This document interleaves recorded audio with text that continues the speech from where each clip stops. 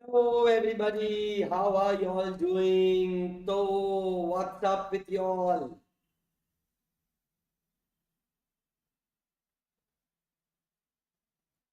Very good evening to everybody. I hope you all are doing well. How are you all doing? Hi everyone. Hello Preeti, very good evening. Good evening everyone. Are you all ready for today's class? Have you all revised and come? Hi Amu. Hello Preeti. Good evening.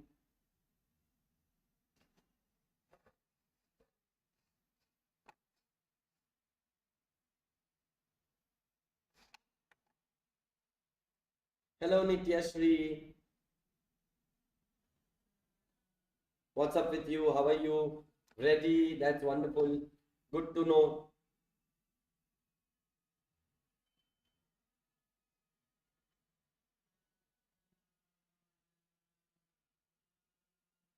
So today we are going to complete a total of three chapters. Quite easy, quite simple. But these three chapters can give you good amount of marks.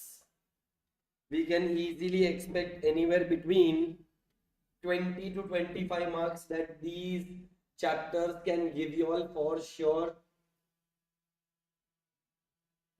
Hello, Priya. Very good evening. So the very first chapter is by the name of Nature and Scope of Business Economics. Now, first of all, what do we mean by the word economics? Can I say economics is nothing else but oikonomia? It has been derived from a Greek word called as oikonomia. Oiko means household, nomia means management. So, a very important point that we say economics is called as household management. It has been derived from a Greek word. And what is that Greek word by the name of? It was good, Amu. Thank you so much for asking. Yes, we will be doing that, Preeti. So, chapter number 10 is a very theoretical chapter. So, from tomorrow onwards, we will be actually starting with national income, doing a detailed revision of that. Be rest assured. But you will have to come revised in the class. Without revision, we cannot do it in a day's time or two. So you need to come prepared, you need to come with your doubts marked, and then probably you can actually achieve the target. Hello, Vasant, very good evening. So, the first point, we go back to chapter number 1. We say that economics has been derived from a Greek word which is oikonomia. Oiko means household, nomia means management. Till the 19th century, economics was known as a political economy. So only after the 19th century, the term economics was introduced. Before that, we used to term it as the political economy. Now, whenever we talk about economics, we study the basic problem of unlimited wants and scarce resources. Wants are endless. So we say that wants are called as ends and resources are called as the means. So what never ends? Wants. How do we satisfy our wants? Through the help of means, that is the resources. So economics is the study of what? It is the study of transformation of scarce resources into goods and services to satisfy the most important of our infinite wants. Yes or no? So we transform resources into either goods or services so as to satisfy our most important wants. Not all wants can be satisfied. So I hope we are also clear that wants are categorized into three. Can you tell me what are your wants? Wants have been divided into three categories. Can you tell me what are the three categories of wants that we have as humans?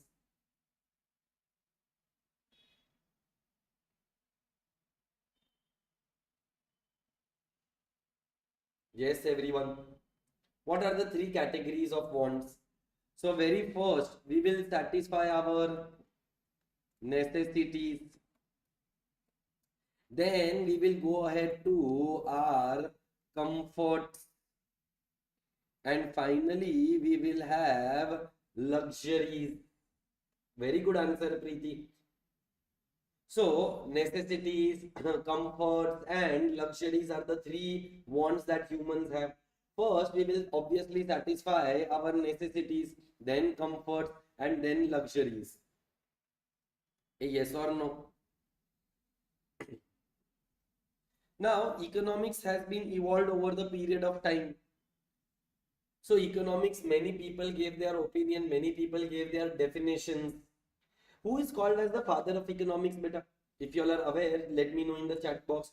Who is considered as the father of economics? Very good, Preeti. Excellent answer. Keep it up. Keep up the good job.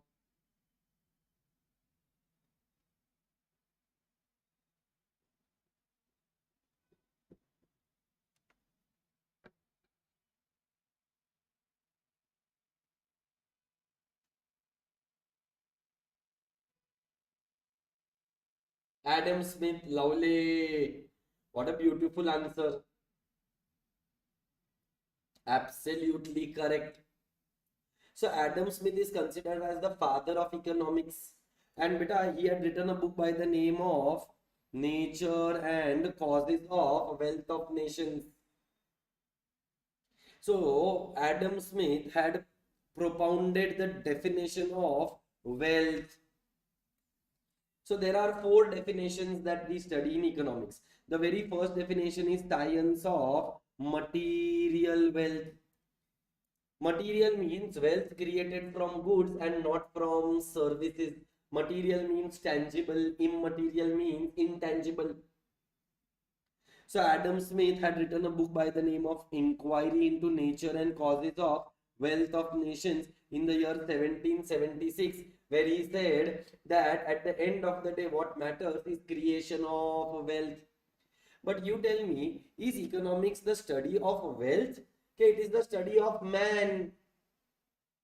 Economics is related to whose behavior? It is related to a human's behavior. A yes or no?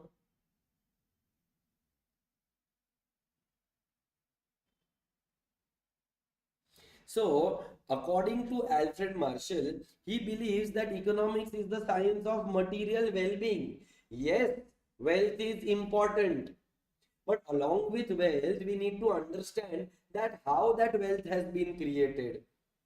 Whether it is from ethical sources or unethical sources. So not only do we have to consider wealth, but we also have to consider how that wealth has been created. Now wealth is generated. Once you have the wealth, don't you think you will spend that wealth? And for that you will require choices. So when you go to a market and only if you get one black t-shirt, you will get only one mode of transportation, you will get only one specific commodity, then will you be happy with it? The answer is no. So as a human being, we want choices. So Adam Smith said that you should have all the material things that you want, which eventually result into the welfare of the economy. A yes or no? So now I hope the voice is audible. I have increased my volume from my end. I hope everybody is able to hear me.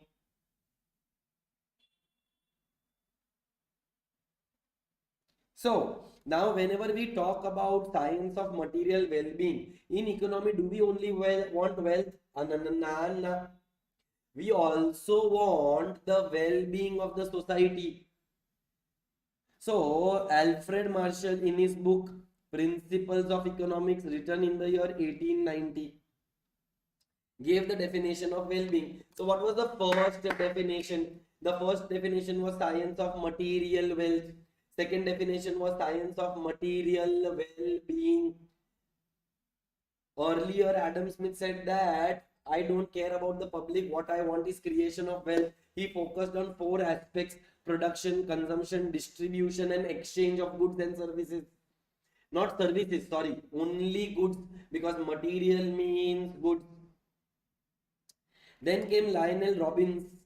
Lionel Robbins gave the definition of choice making or scarcity oriented definition of economics. So tell me, beta, human wants are dash, limited or unlimited? I'll be waiting for your answers.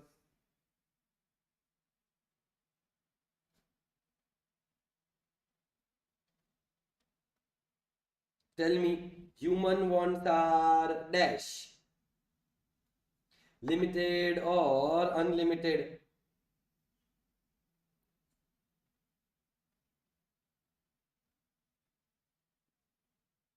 Absolutely correct. I am also disappointed with you, Vasant. I have told you to come revised in the classroom, you don't come revised. I have told you to do so many things. My job is to teach, Anna. So, unlimited. Human wants are unlimited. And can I say these human wants are gradable?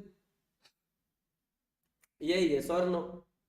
Human wants are gradable. First, we will satisfy necessities, then we will go to comfort, then we will go to luxuries. The resources are relatively scarce. We need to understand the word relatively. Relative means in comparison to wants. And these scarce resources have single use or alternative uses. The answer is alternative uses. So what are the characteristics of the definition of scarcity? There are four characteristics. Number one, human wants are unlimited. Number two, human wants are gradable into necessities, comforts and luxuries.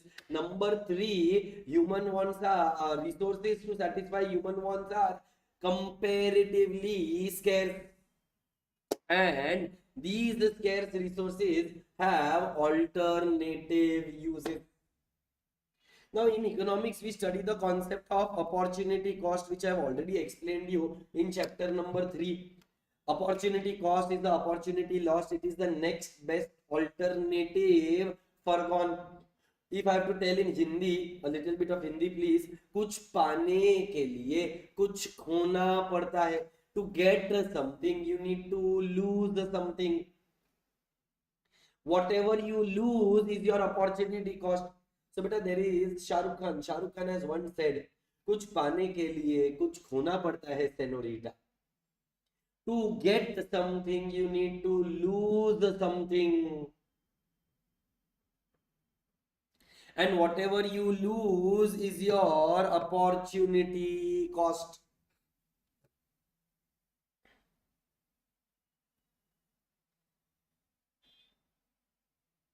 Then comes the science of dynamic growth and development, given by Paul Samuelson. He's a modern economist. He has written a book, An Introductory Analysis, in the year 1948. Now, what do we mean by the word growth? Growth means rise in output. It's okay, Vasant. I am kidding. Don't be serious about it. So I scared you. Lovely. So whenever there is increase in output, it will result in increase in GDP. GDP means national income, gross domestic product. If our GDP rises, there will be a rise in per capita income. And if per capita income rises, there will be rise in per capita consumption, that is PCC. Now, along with growth, along with money, we want well-being of the society. So we want growth plus welfare, which is your economic development. So economic development is equal to economic growth plus economic welfare. Like employment should increase, literacy rate should increase, life expectancy should increase. There should be reduction in poverty, inequality of income, crimes, death rate, etc. All these are qualitative aspects of economy. So basically there are how many definitions, Vasan? 4. Definition number 1, science of material wealth, given by Alfred Marshall. Adam Smith. Adam Smith in the year 1776 in his book An Inquiry into Nature and Causes of Wealth of Nations, where he focused on creation of wealth through production, consumption, distribution, and exchange. Then there is second definition given by Alfred Marshall, that is the science of material well-being. He said, yes, the wealth is important, but more than wealth, man is important, welfare is important, well-being is important. So wealth and study of man is the definition given by Alfred Marshall in his book Principles of Economics in the year 1890. Then came Lionel Robbins. He said that economics is the study of choice making, science of choice making, scarcity oriented definition. He had also written a book in the year 1932. Yes or no? And then he says that under his definition, economics is the study of human behavior, because economics is a social science which studies human behavior. He said 4 features in his characteristics. Human wants are unlimited, human wants are gradable, resources to satisfy human wants are comparatively limited, and these scarce resources have alternative uses. Then finally came Paul Samuelson.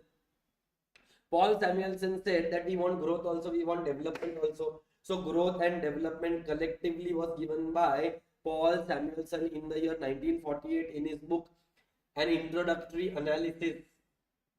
And he also said that economics is the queen of social sciences. Queen is one of the most powerful players when you play a game of chess. So he believes amongst all the social sciences like psychology, like history, civics, geography, economics is the most powerful. Therefore, according to him, economics is considered as the queen of social science. Yes, everybody, are you all there with me? Now, this was general definition of economics, but we are going to study business economics. Whenever we do business, business is an activity of buying and selling goods and services for the purpose of earning profits. So in business, decision making is important. We need to make a decision. So the business of Ednovate classes made a decision that Professor Pritesh Veera will be taking YouTube lectures live, not only for students in Mumbai or those Hindi speaking places, but also for Chennai, where lectures are to be taken only in English. So that's a decision which has been made. Business economics is called as managerial economics because you need to manage your business. It is related with management. And business economics is application based. It is not theoretical. It is not abstract. Business economics is something which is not abstract but pragmatic. Now there are 2 types of economics. One is called as microeconomics. The other is called as macroeconomics. Micro means a small, koncham. Macro means large. I don't know what is macro called. Matlab, koncham is small. So what do we call large in Tamil? Yes, Preeti, absolutely correct. Business economics is applied economics because it is application based. So small means koncham, little. What is small and large called in Tamil? Can somebody help me in the chat box? So I would like to use those words.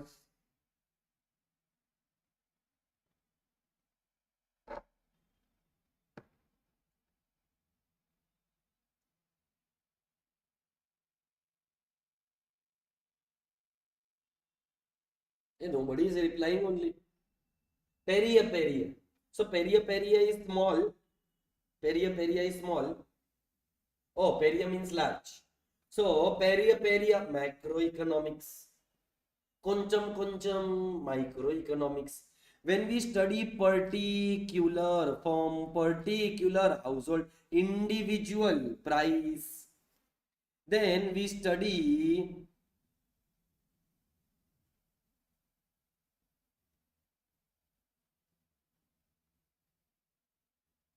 Then we study microeconomics. But when you study period, that means you study large aggregates. When we use the word individual, it is micro. When we use the word aggregate or overall, it is macro. Under microeconomics, we determine the equilibrium price. Demand curve, supply curve, both intersect. We get the equilibrium price. Whereas under macroeconomics, we determine income theory. That is aggregate demand and aggregate supply. So aggregate demand, aggregate supply is equilibrium. So here we determine price, here we determine income. So whenever we talk about business economics is a science, business economics is an art. It is based on micro as well as the macro.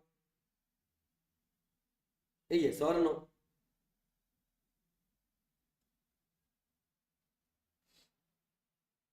Analysis from private enterprise means we focus on capitalist economy. And very important, interdisciplinary.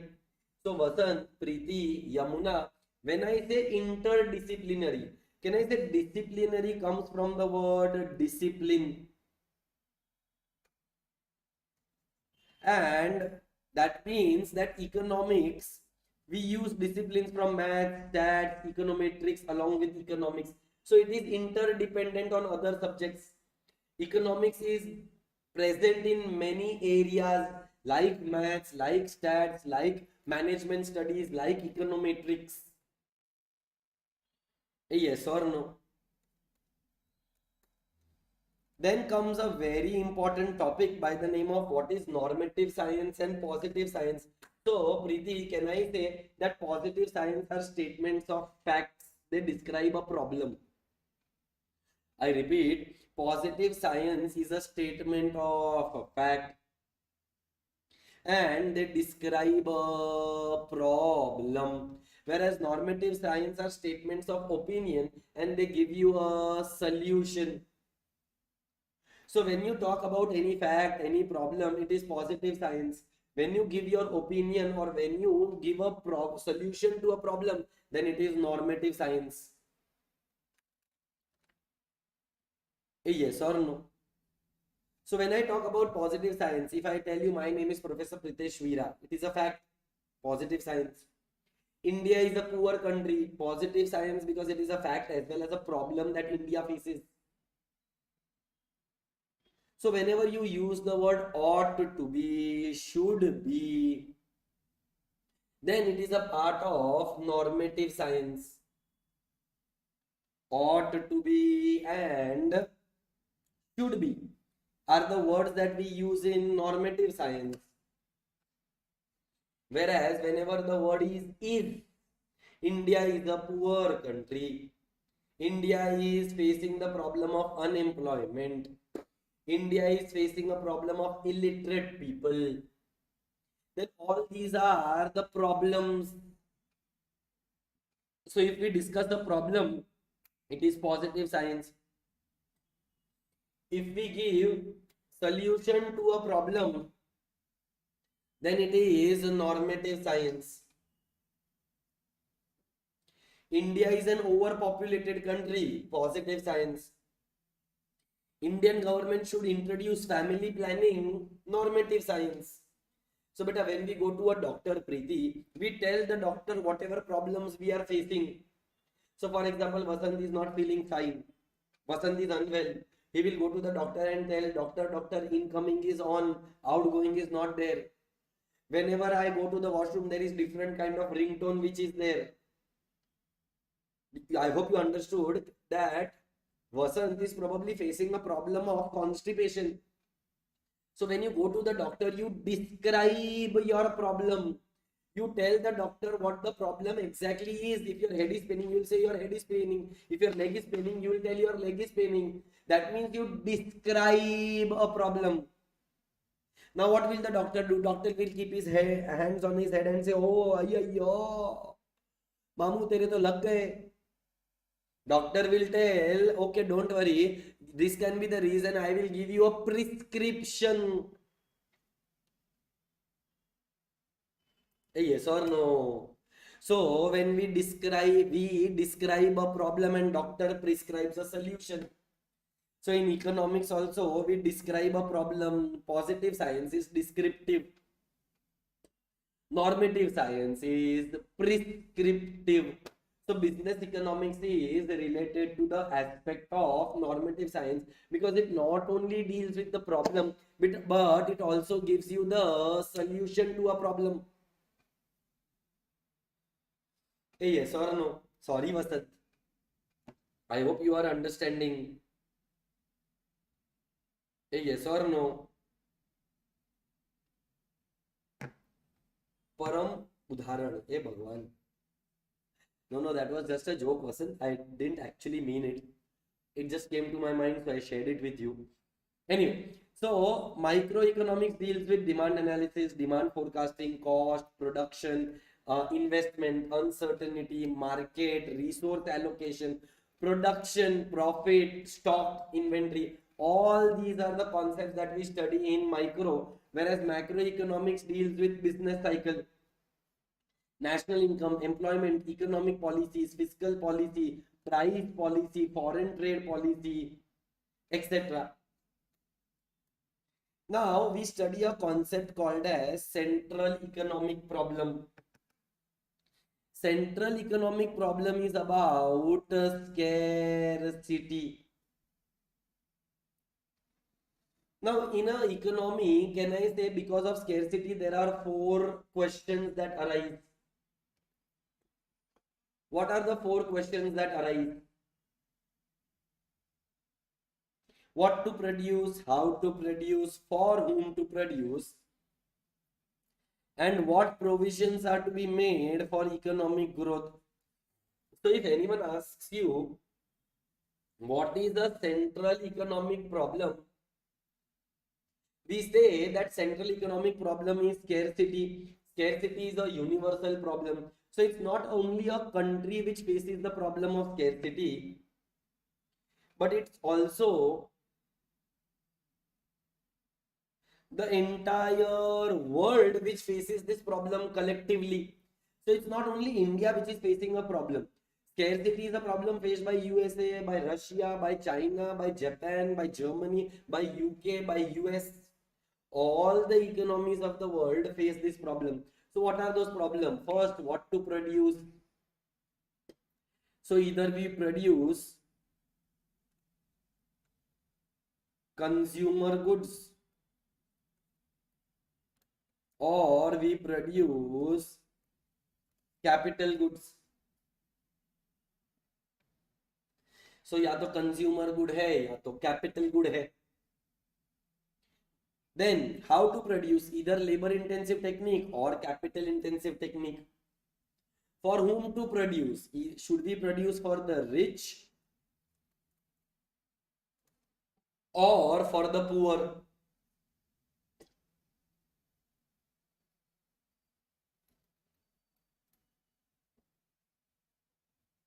And what provisions are to be made? That is decision on savings and investment. So beta, what is the central economic problem in one word? Central economic problem in one word is scarcity. Scarcity means resources are not available in abundant quantities to satisfy unlimited wants of a consumer.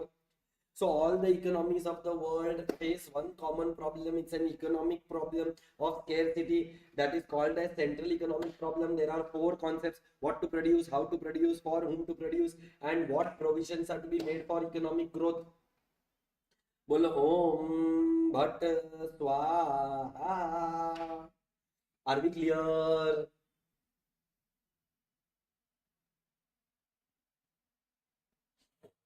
Yes, everybody, give me a thumbs up in the chat box. Give me a lovely Rammanalla. Koncham understood. Ke periya understood. I mean to say, have you understood small things? Ke all the things?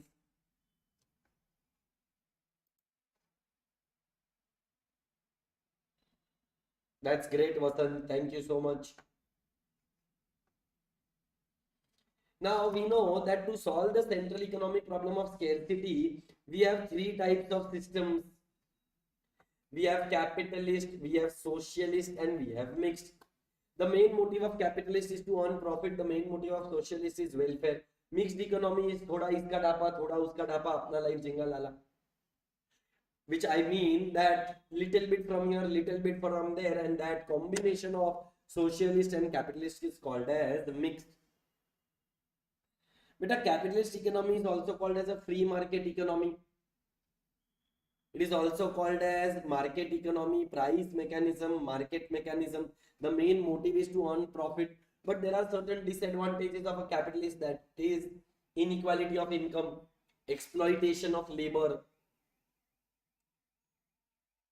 So I hope we all are clear that what are the names for capitalist economy, what are the merits and what are the demerits.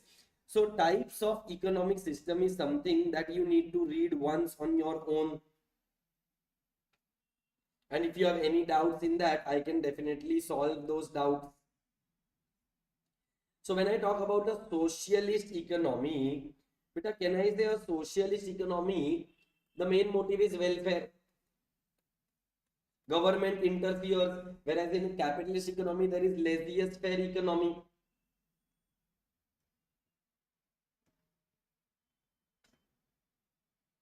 Yes or no? Socialist economy is also called as centrally planned economy. So you need to remember the names.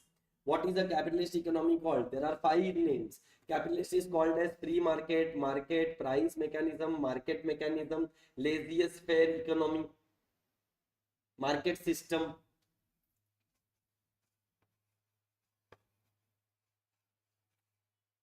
Yes or no?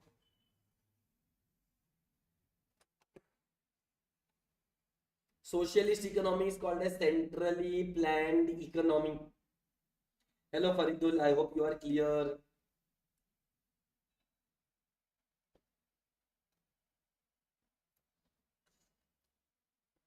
All right.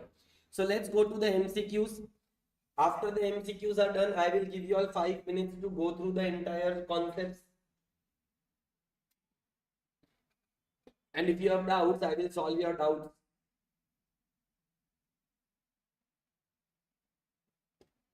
Chalo. Economics is the study of mankind. Mankind means related to welfare. Yes, Preeti, command economy is also correct answer. So who gave the definition of welfare? Adam Smith, Robbins, Samuelson, or Alfred Marshall? What is your answer?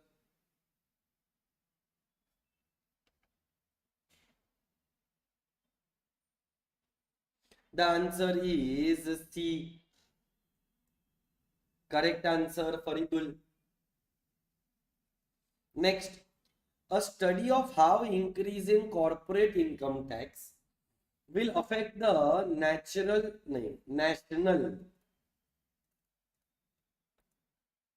unemployment rate is an example of what? So income tax having an impact on unemployment, national. So can I say it is a part of macroeconomics? Because unemployment is a macroeconomic concept. Yes or no?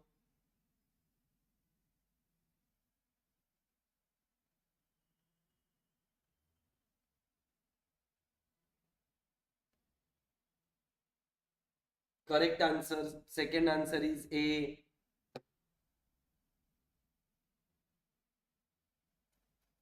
Next, economics is the study of. So economics is the study of how we manage our resources in order to maximize our satisfaction. Yes or no? So do we have unlimited resources? No. Should we reduce our wants? No. The answer is C. How society manages its scarce resources. Yes or no? No, beta. How to fully satisfy our unlimited wants? Not possible because all wants cannot be satisfied. So your answer is C. Moving to the next one. A free market economy. Free market means capitalist. Solves its problem through market mechanism. Market mechanism means through the forces of demand and supply. That is equilibrium.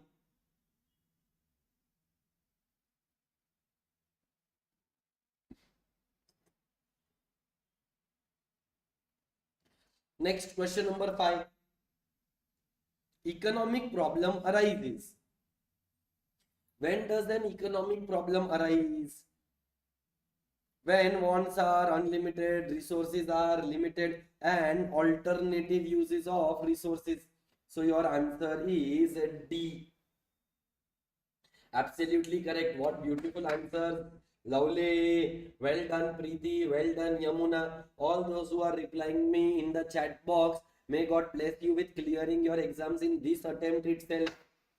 I hope you understand the message behind this. All those who are not answering, may God blast you.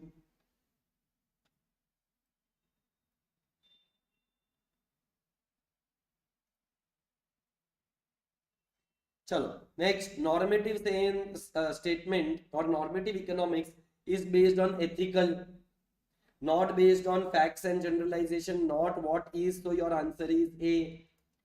It is ethical consideration. It is based on value judgment, that is giving a solution to a problem.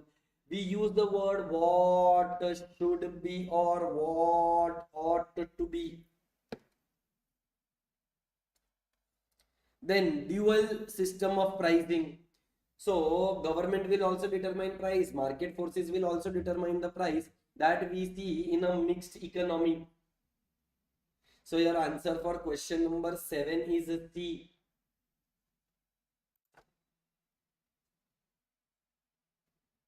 Yes, dear students. Are we clear? In a free market economy, what is the driving force? What drives you crazy? It's the profits. So your answer is A. Very good, Yamuna Devi.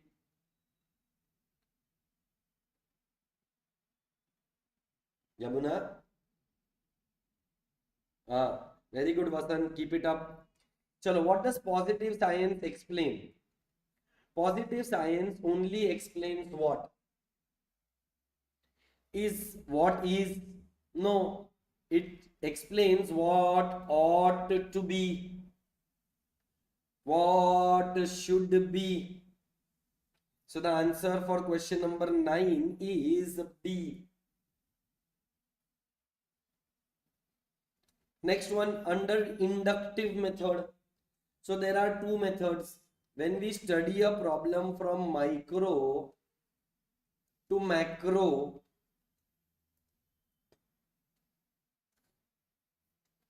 we say micro to macro is inductive. And when you study a problem from macro to micro, then it is called as deductive. So in inductive method, we will go from particular to general. Yes, Preeti.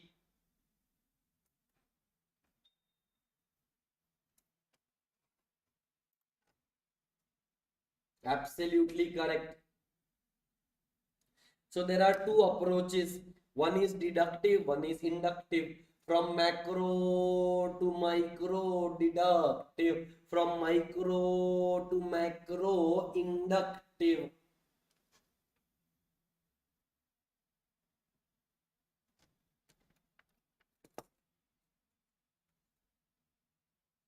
Chalo, next question number 11. The central problem in every economy. So central problem in one word is called as scarcity. So your answer has to be B. To allocate scarce resources in such a manner that unlimited wants are satisfied in the best possible manner. Oh, hey, excuse me, everybody. Sorry, sorry, sorry. Alert, alert, alert. Red alert. Red alert, red alert, red alert. I misunderstood the question. Thank you so much, Preeti. Beta, in the question they have asked, what is positive science is what is, so your answer is A. Beta, ought to be is normative. I actually understood the question to be as normative. My bad. Sorry, sorry. So, Nandri is thank you. What is sorry called in Tamil? Nandri to Preeti and sorry to others.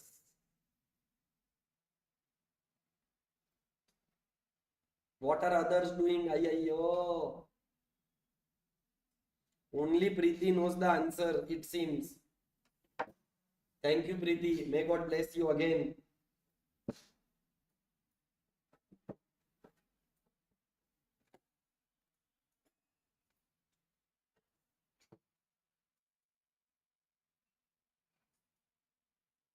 Sorry is Mani Chiku. Manipu. Manipu. Sorry.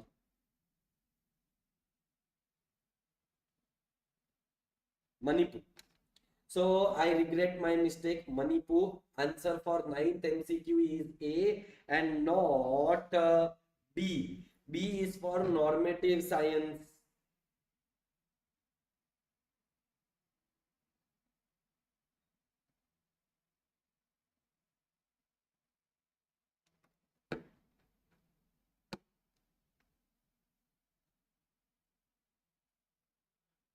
Alright. Next one. Business economics involves theory of business economy. Business economy involves the theory of business economics with business practices. So your answer is for 12th one is B. Book Patatu Dhana Priti. Book Patatu means you have read the entire book, by hearted the entire book.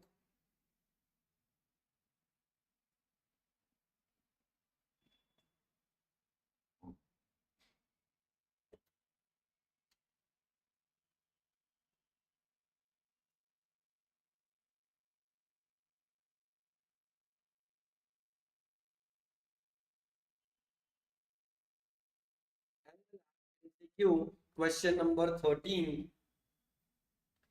Economic goods. Beta, economic goods are those goods for which we pay a price. So mobile phone is an economic good,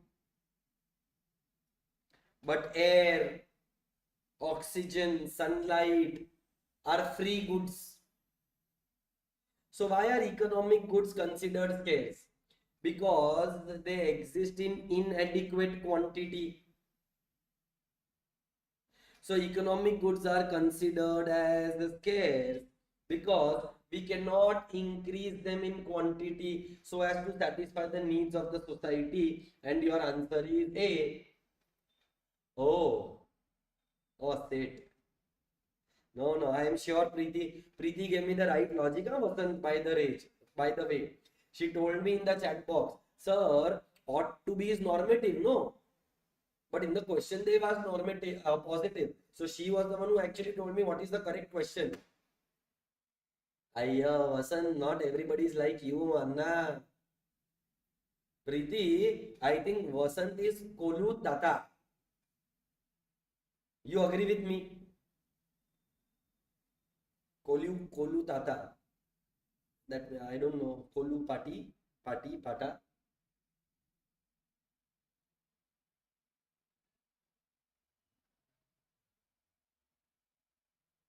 You are Swarna Anna, Vasant. Very bad. I know Swarna Anna, Swarna Akka,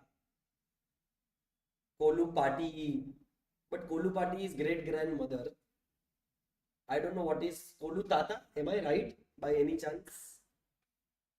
Emotional damage. Yes.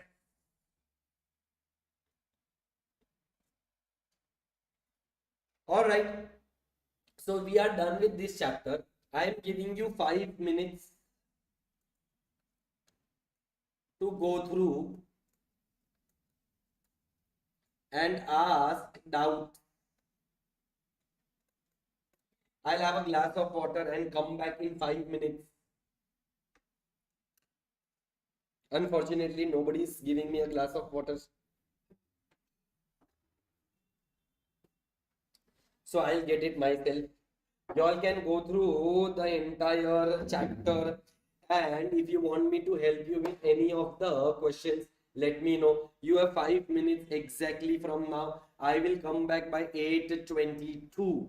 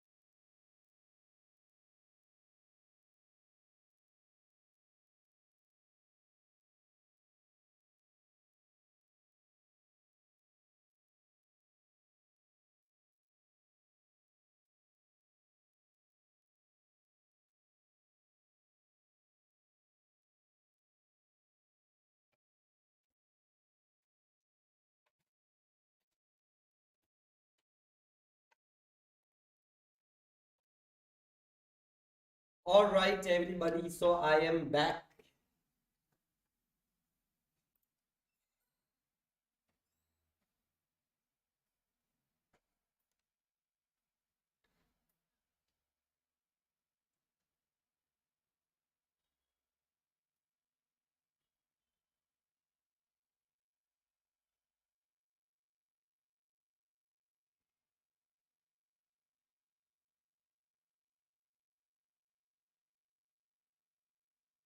Chalo, let me know if you have any questions or any doubt.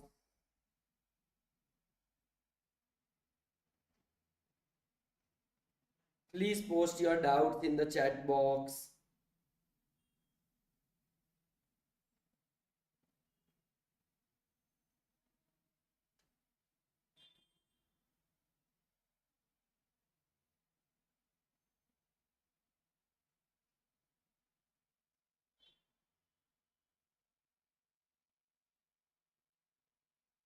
2 minutes more. Okay.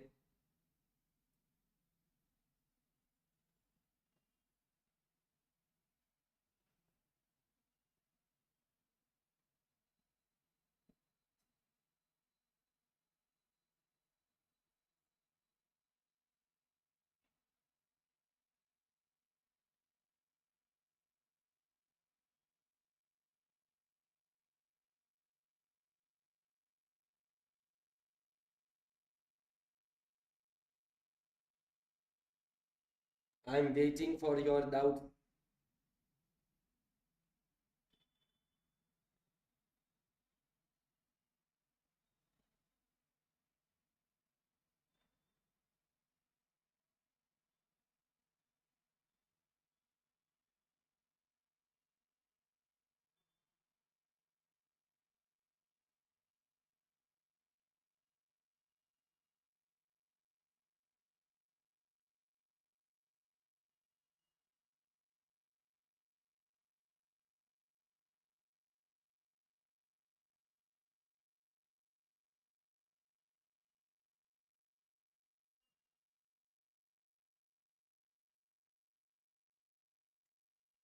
No doubts. All right, then let's go to the next chapter. That is our chapter number 5.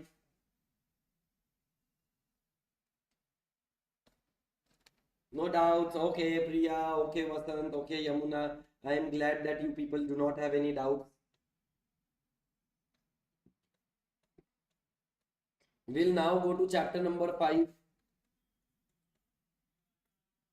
That is by the name of business cycle. Now, what is the business cycle? Can I say business cycle are the ups and downs in the economy, overall business activity, overall aggregate economic activity? Business cycle refer to the alternate expansion and contraction. Ups are called as expansion, downs are called as contraction. The topmost point is called as peak. The lowest point is called as public goods means. Beta, that is a part of chapter number 7. We will discuss them. Public goods are those goods which are non-rivalrous, non-excludable. So you will not understand this right now. When I do chapter number 7, I will help you. There are pure public goods, there are impure public goods, which is a part of our chapter number 7. Okay, Yamuna Devi.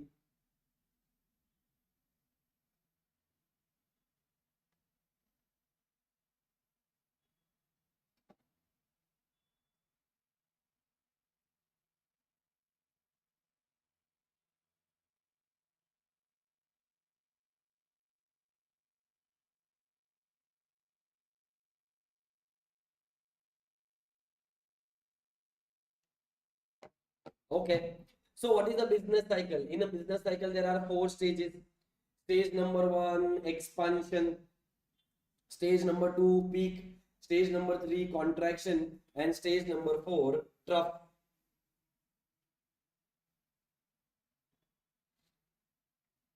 Now, whenever we talk about the business cycle, can I say everybody enjoys the high and nobody enjoys the lows?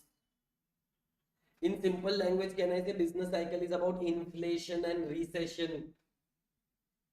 Every economy has to face the problem of inflation and recession.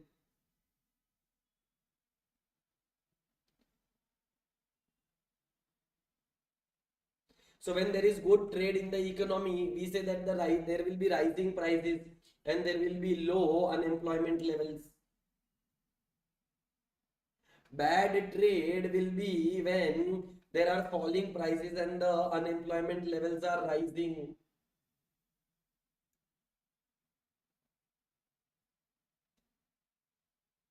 Yes or no?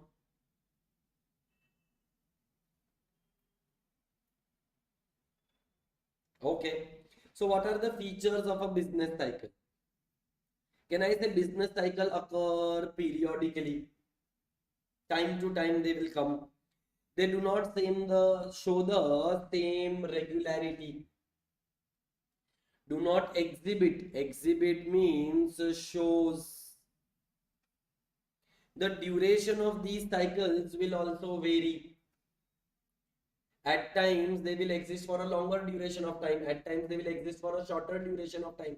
The impact will also not be the same. So intensity also varies, duration will also vary. They will not show the same regularity. The length of each phase, for example, for how much time there will be expansion, we cannot define that. We cannot say that expansion stage will be for 5 months. 2 months there will be peak, 3 months there will be recession, 8 months there will be depression. Ayayyo. We cannot say that the length of each phase is definite. It is not definite. Business cycles originate in free market economies.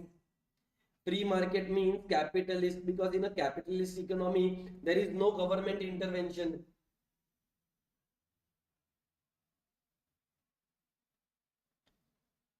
So if there is no government intervention, that means, can I say that the entrepreneurs in the economy use their resources? When there is an expansionary trend, they hire people, they will manufacture, produce. But what happens because of this excessive usage? There is eventually a downward trend which comes in the economy. Now, at that point of time, they will not keep the people hired, they will fire. So business cycle originate in which economy? Free market economies. They are pervasive. Pervasive means they are widespread. Disturbance in one sector will easily affect all the other sectors. So suppose if there is one sector which is not performing well, the impact of that is seen on other sectors. So it gets transmitted. It is widespread to all other sectors. Yes, absolutely correct, Preeti. Lovely. It is complex in nature. Now, this is a very important point where they say that capital goods industries are affected, durable goods industries are affected. Capital goods means plant and machinery, tools and equipments, whereas durable consumer good means car, mobile, TV, AC, fridge. Now, during the time of expansion, plant, machinery, tools, equipments, TV, AC, all these things will be sold more, demanded more. But during the time of recession, all these commodities will be demanded less. So can I say that demand for capital goods and durable consumer goods is dependent on the phase of the business cycle? If you are on an expansionary phase, then automatically the demand will be more.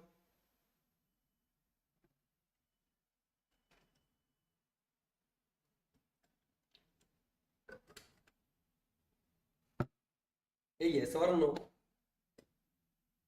And if there is a recessionary trend, then the demand for capital goods and consumer durable goods will fall. I hope I am clear. So what does this mean? Can I say industrial sector is more prone as compared to agricultural sector? The industrial sector is more affected because during the time of recession, do people stop eating? No, agricultural goods will be demanded irrespective of whether there is inflation or recession, irrespective of whether there is expansion or contraction. So even if there is expansion, even if there is contraction, doesn't bother, doesn't affect. Agricultural goods will not be affected in a larger magnitude or a greater magnitude.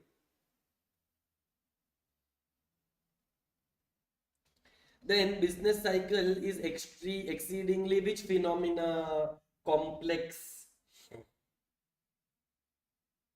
difficult to analyze, difficult to predict.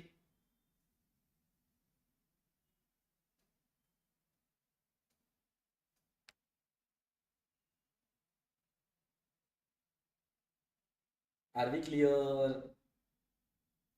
Next one. It is difficult to make an accurate prediction of the trade cycle. What will happen next? Nobody can tell that.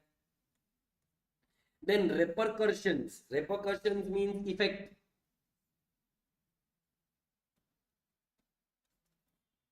Effect of business cycle gets simultaneously felt on nearly all economic variables. So if there is expansion, output will rise, employment will rise, investment will rise. Yes or no? Output, employment, investment, demand will also increase. So there will be a positive impact on the economic variables. Then business cycle are contagious. Contagious means they spread easily.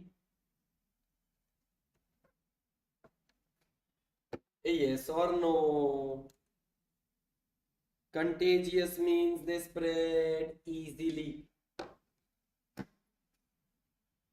And they have serious consequences on the well-being of the people, because during the time of recession or depression, people might have to shut down their businesses. There are huge losses. Stock market's favorite color is red. People are unemployed.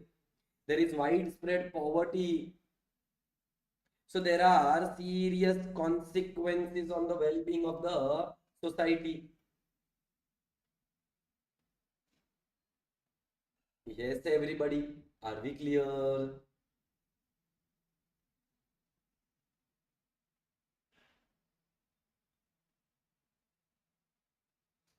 Then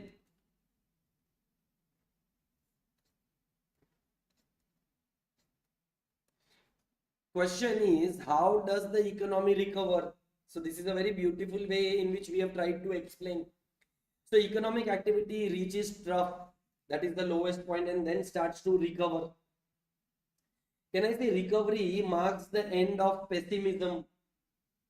Pessimism means being negative, and beginning of optimism, that is being positive. Reversal is first felt in labor market, because now automatically during the time of recovery, people are starting to get jobs. Unemployment is reducing, employment is increasing. Workers are now starting to accept even lower wages. So business confidence slowly increases. Now if there is confidence in business, there will be an investment that will cause a recovery of the economy. Now, if there has to be an investment, they need money. So the banking system will now slowly start to expand credit. Banking system will start giving loans. Yes or no? The disposable income of people will increase. Consumer spending will increase. Overall aggregate demand will increase. And therefore, there will be a recovery phase in the economy. Yeah, are we clear? So how does the economy recover is the answer. Over here, explain.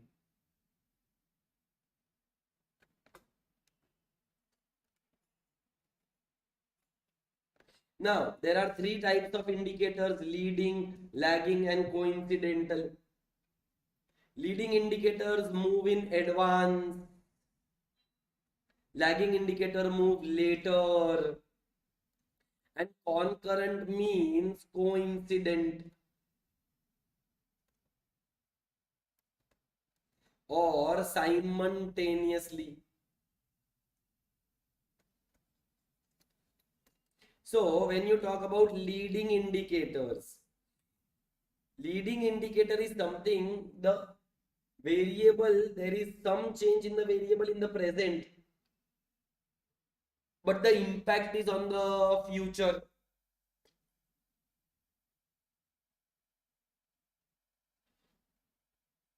So there is a variable which might change in the present, but the impact of that can be seen in the future. Like new orders of plant, machinery, equipment. The order is given today, but the output will change in the future. So, an event occurring in the present having an impact on the future. A event occurring in the present having the impact on the future is called as a leading indicator. Lagging indicator means the indicator has already changed in the past, but the impact is seen on the present. Such indicator is called as the lagging indicator. And coincident or concurrent indicator means that there will be a simultaneous change.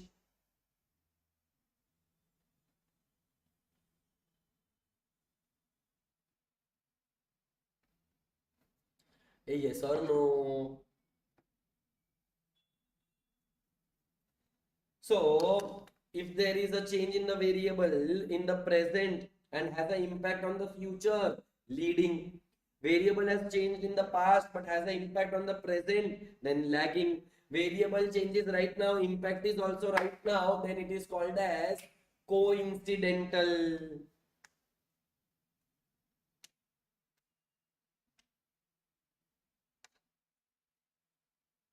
Clear, sure, understood, no questions, no queries. Now, what are the causes of business cycle? So, the first cause is effective demand. So, beta, if aggregate demand increases, there will be expansion. If aggregate demand falls, there will be contraction. Then, beta Vasant, if there are more investments in the economy, then the economy will go through expansionary stage. If there are lesser investments, then there will be contraction. Similarly, government spending, if increases, expansion. If government spending decreases, then there will be contraction. See, it's quite simple. If there are more investments, there will be more production, there will be more output, there will be more employment, there will be income levels of the people which will rise, which will result into more demand. So, more investments, more expansion. Lesser the investments, it will lead to contraction. If government spends, one man's expenditure is another man's income. So if there is a government spending, government spends, then it will be the income of the public. Then macroeconomic policy during inflation and recession. During inflation, we need contractionary policy. During recession, we need expansionary policy.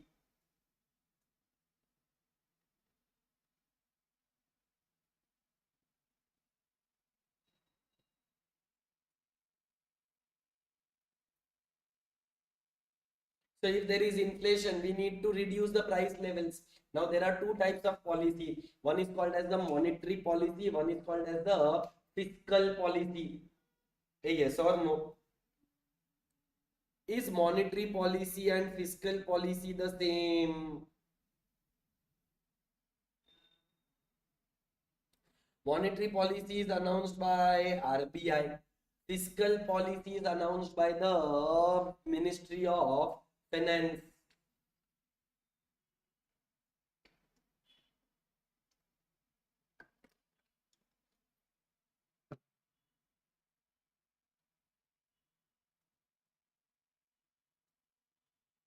So the concept of effective demand, yes, somebody rightly said, is given by Keynes.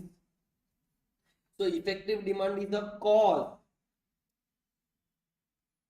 is given by Professor Keynes. Very good, Preeti. Then money supply, the concept is given by Professor Hotry.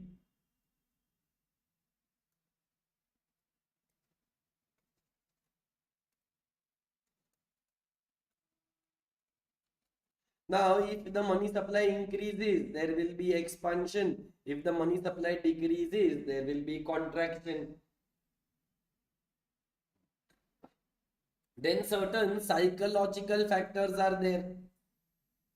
Now, psychological factors, there were three economists, first by the name of Pigou. Pigou says that optimism and pessimism can have an impact on business cycle. If people are optimistic, then there will be an expansionary trend. For example, in India, there is an expansionary trend.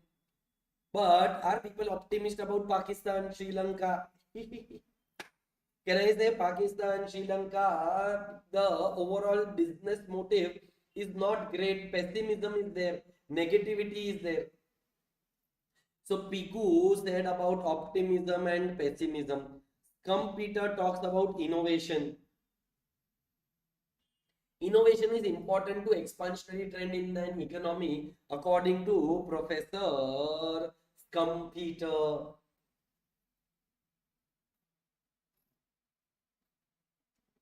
And there is Nicholas Caldor, who gave the cobweb theory, who says that the result for the fact that the prices in the present will have an influence on the production at some future date.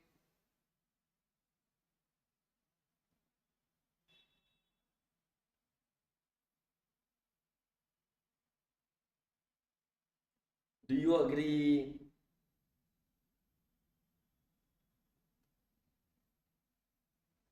So the cobweb theory propounded by Nicholas Caldor holds that business cycle result from the fact that present prices influence the production at the future date. So yes, ACP को beta psychological factors. There were three. One given by Pico, one given by Scumpeter, and one by cobweb theory in the name of Nicholas Caldor.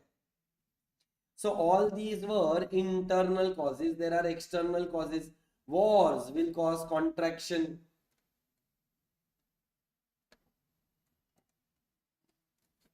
Whereas post-war reconstruction will cause expansion. Technological shocks. So if there are technological shocks are in favor of the economy, then there will be an expansion. More and more technology. For example, in India today, we have a UPI technology that is being developed in India. Imagine if we have more such technological shocks, India will be considered among the top countries in the world. Then natural factors can be favorable or unfavorable. If natural factors are favorable, then there will be expansionary trend. If they are unfavorable, then there will be contractionary trend. Population growth. Beta, we are Indians, we are only 140 crores. So in an economy, if population rises, national income rises, and if population rises in greater proportion, then there is a problem. This will result into fall in per capita income, and this can result into contraction.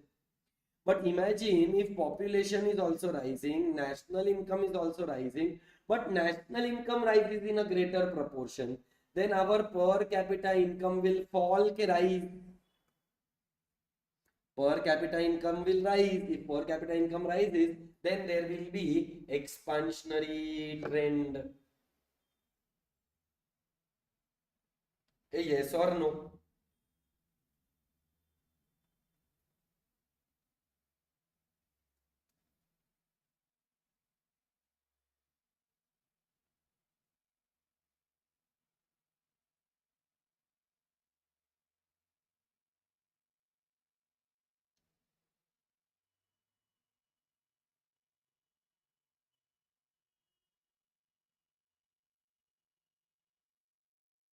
So, dear students, are we clear?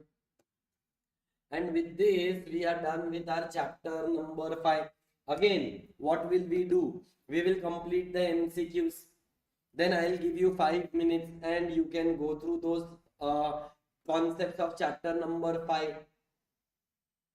Yes, Preeti, Faridul, Vasant, Priya, Yamuna, everybody.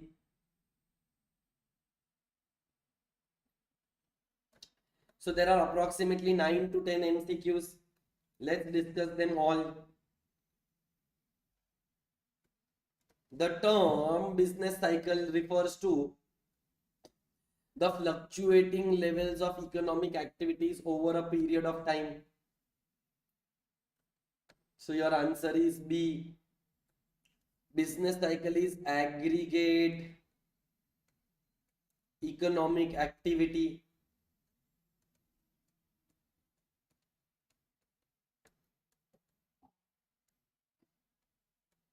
Fluctuations in aggregate economic activity. Ayyo, Vasant Raj is asking me what is meant by AC Pigu. Beta, AC Pigu is the name of an economist. Scum Peter is the name of an economist. Nicholas Caldor is the name of an economist. Keynes is the name of economist. Hottree is the name of an economist. Vasant, तेरा क्या होगा Kaliya?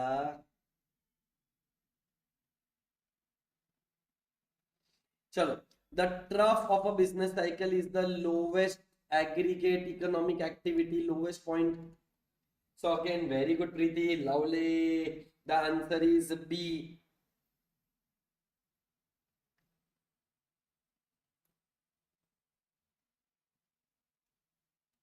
Next, there is a leading indicator.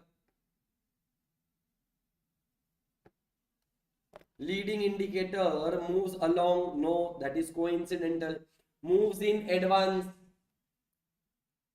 So something which moves in advance is called as a leading indicator. Something which moves later is a lagging indicator. So a variable that tends to move later than the aggregate economic activity is called as the lagging indicator. Along with the economic activity, then coincidental. In advance, then it is called as leading indicator. Next one. Which of the following best describes a typical business cycle?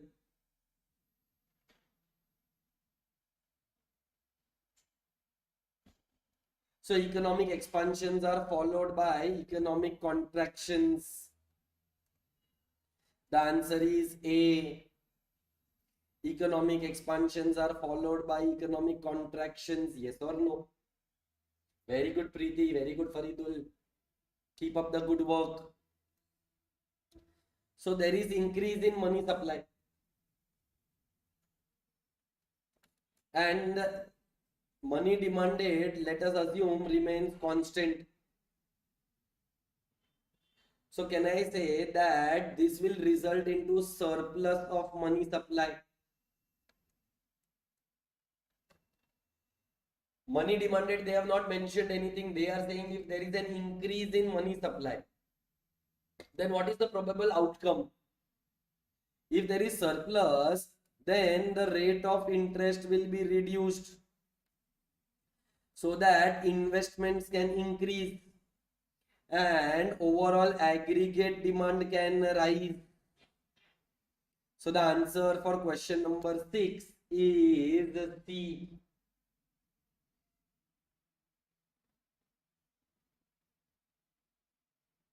Yes, dear students, are you all there with me? Are you all understanding? Are we all clear?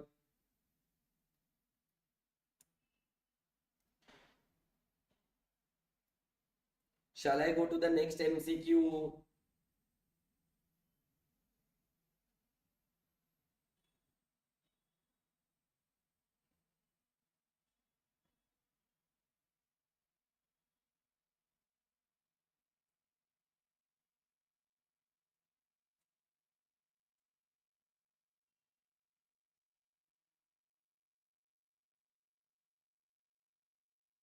Chalo, next MCQ according to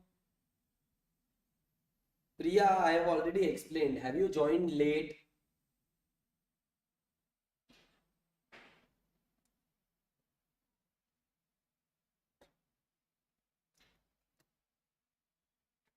So Priya has a doubt in economic indicators.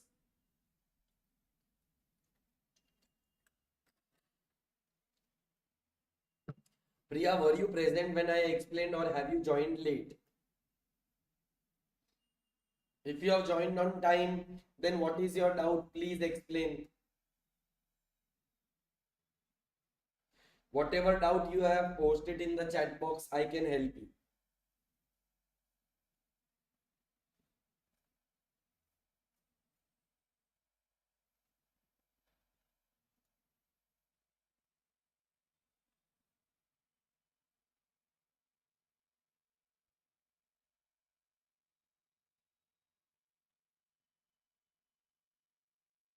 Network problem. Liar, liar. So, beta, economic variables are of three categories: leading, lagging, and coincident. A leading indicator is one indicator which shows if the variable changes in the present, the impact of that variable is in the future. So, for example, if a company gives an order for new machinery, tools, equipment, furniture, the order is placed in the present, but the impact is seen in the future, Priya. Output will change in the future, production will change in the future, because the company has just ordered, then it will use it later, then it will use for manufacturing. So if the variable changes in the present and the impact is in the future, then we call it as a leading indicator.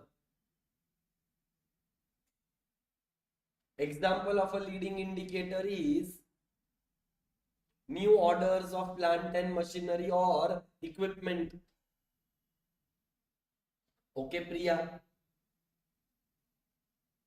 So something which occurs in the present but has an impact on the future. Something which occurs in the present but has an impact on the future, then it is called as leading. There is no difference between a coincidental indicator and a concurrent indicator. Both the indicators are the same. Coincidental means concurrent, concurrent means coincidental. These are two different names for one concept. So what is a coincidental indicator? For example, the prices have risen in the economy, there is inflation. So the variable has changed in the present, the output will also change in the present. So something occurred in the present has an impact on the present is called as a coincidental indicator or a concurrent indicator.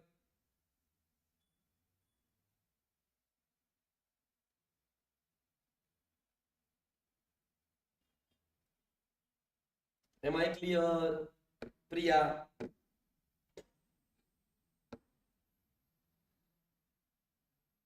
And what is a lagging indicator? So past sales, unemployment rate, GDP. GDP is measured in the year 2024 for the year 2023-24. So it is the historical data. So something which has occurred in the past has an impact on the present or the future is called as a lagging indicator. Priya, you need to answer me in the chat box whether you are clear or not.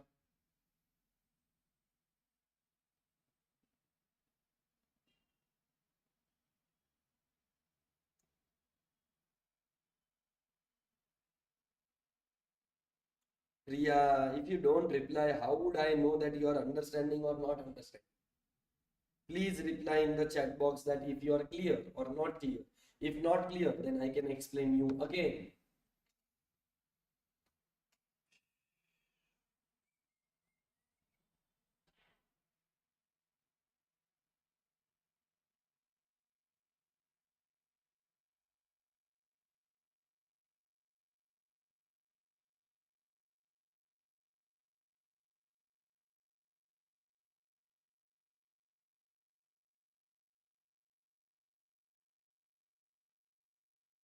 Didi, Akka, reply Akka.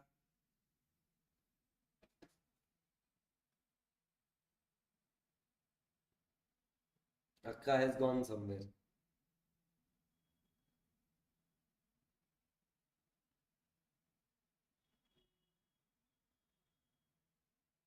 Alright, I think so. I should go ahead. I have explained it enough. Next, question number 7. According to someone, trade cycle occurred due to innovation.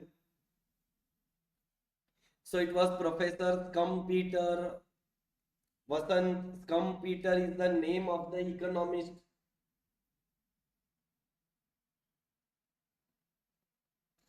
The next one. Business cycle generally originate in free market economy, that is capitalist. And what do you mean by a free market economy? Free market means where all the factors of production are owned by the private firm. So the economy where private firms control major assets. Your answer is B. Okay, Priya.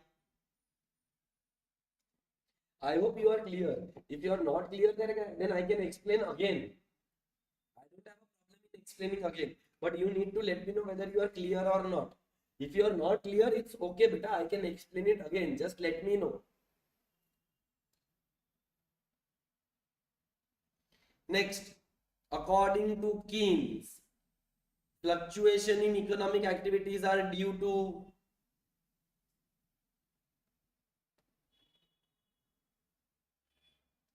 Keynes had said that economic activities fluctuate because of fluctuations in effective demand. So your answer is A. And with this, we are done with yet another chapter, that is chapter number 5.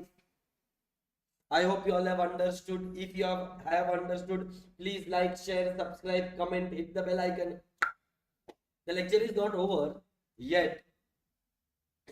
We are going to start with chapter number 10. 5 minutes. Go through the chapter. Ask doubts if any. I'll wait for 5 minutes. I'll go out of your sight so that you don't feel the pressure or burden of a teacher having overlooking you. I'll come back in 5 minutes, go through the chapter. If there are any doubts, किसका है ये तुमको इंतजार में हूं ना, which means why do you worry when I am here? If you have any doubts, ask me. I'll be waiting for your doubts.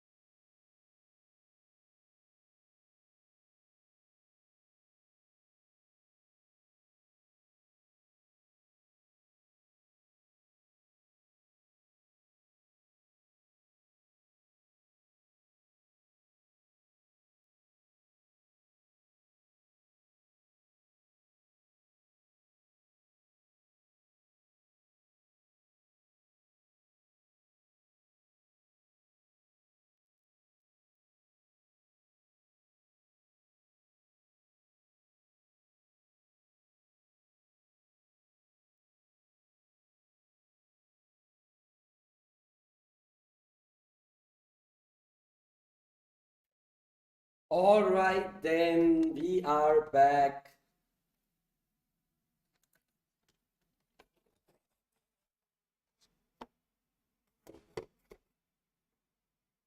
Do you have any doubts in chapter number 5?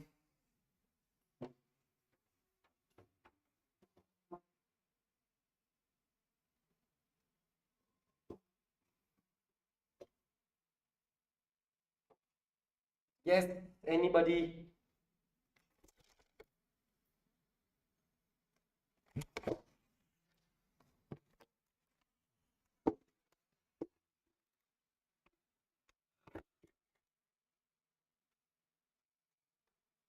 Yamuna, Preeti, Priya, Vasant, Faridul.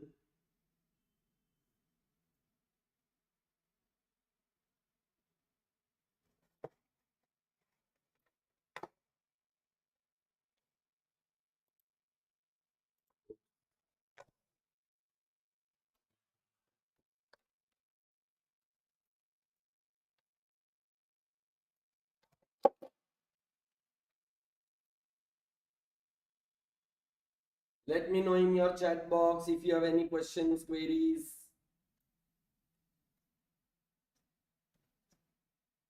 I can try to solve your doubts.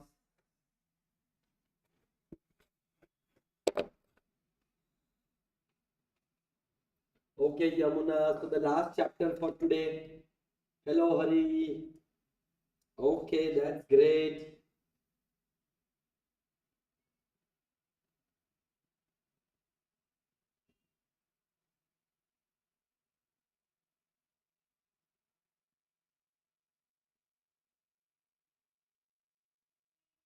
Shall we go ahead then to the last part, the last chapter?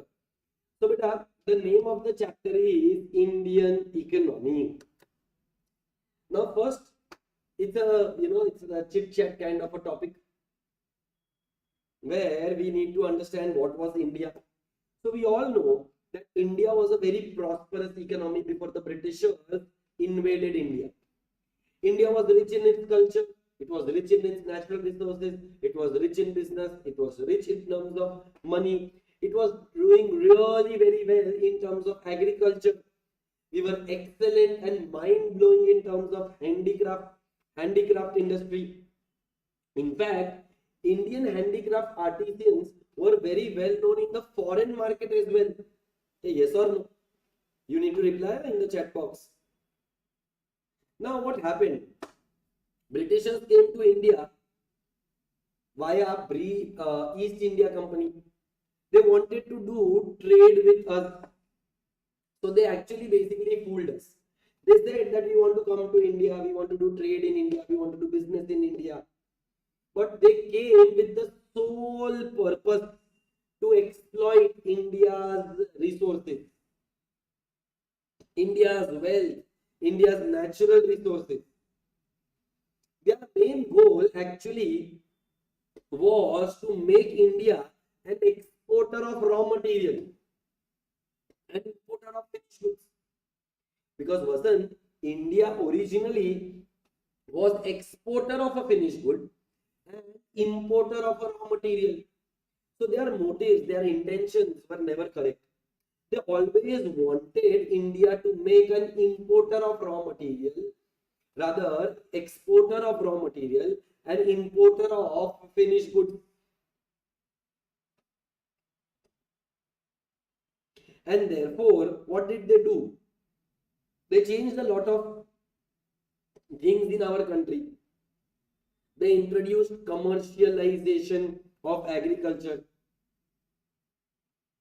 That is, they started to grow cash crops which yield more money instead of food crops. Britishers also realized that India's handicraft industry is very powerful. It is doing really well in the foreign market. People are crazy behind Indian handmade handicraft products. So they discouraged it. They imposed heavy export duty on handicraft because of which it became very expensive in the foreign market. Now handicraft is already very expensive because it is made out of hand. It takes more time. Hey, yes or no? Now, therefore, what happened? The demand for handicraft industry reduced in the foreign market. Meanwhile, India's demand pattern also was changed by the Britishers because they changed our consumption pattern. Indians wanted to follow the pattern of the Britishers.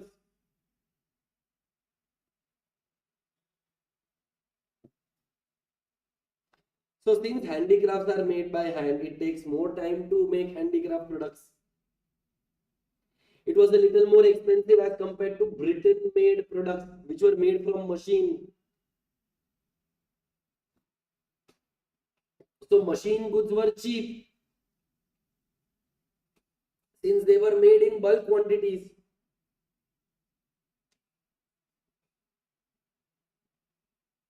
So now what happened?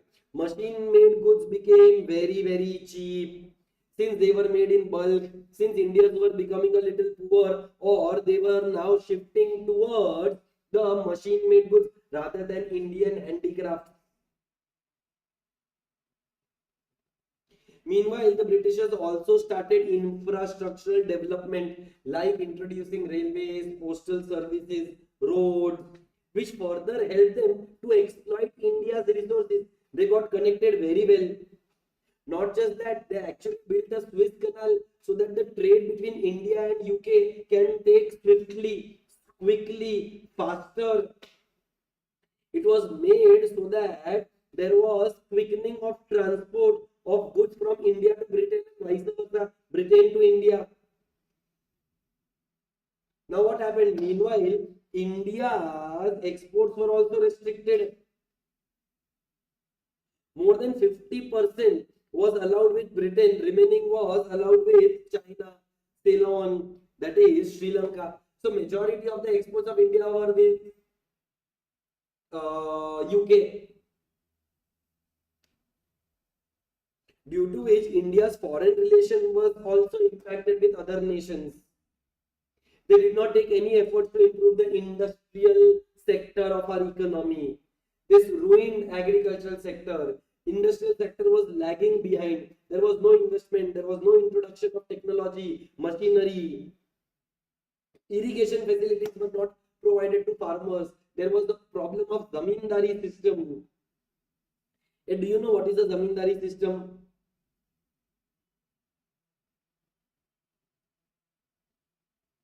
Yes or no?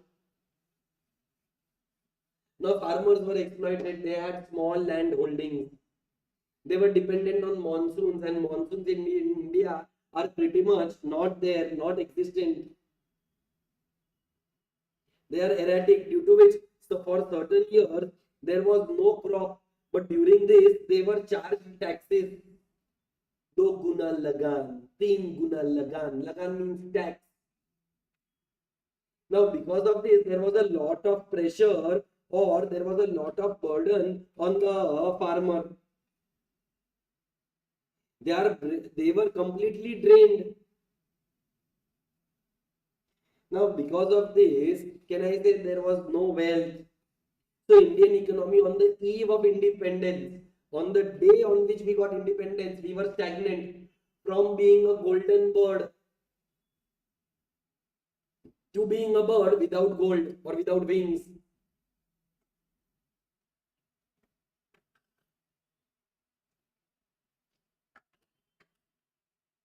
We were directionless.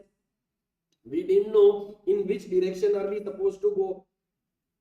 There was a big challenge in front of Indian government because they had to rebuild the Indian economy from the scratch during the time of independence.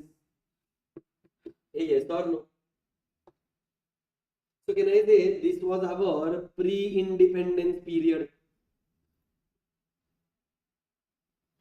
Now India got independence in the year 1947. And Indian government was posed with a very big task of rebuilding the entire economy from the scratch. We had to rebuild all the sectors, primary, secondary, tertiary. The most important, crucial challenge Indian economy was facing was to adopt an economic system. क्या करूं क्या न करूं ये कैसी मुश्किल है. Whether to choose capitalist economy, whether to choose socialist economy, whether to go ahead with mixed economy. So this was a challenge that we were facing in our economy. Yes or no? So what did Indian economy do? Indian economy took some best parts of socialist, best part of capitalist, and made their economy by the name of mixed economy. Indian government adopted a mixed economy where there was public sector, there was private sector, which will work together, and we will be on the path of growth, development, success. But however, do you feel that we were truly a mixed economy? Did we give equal importance to public sector and private sector?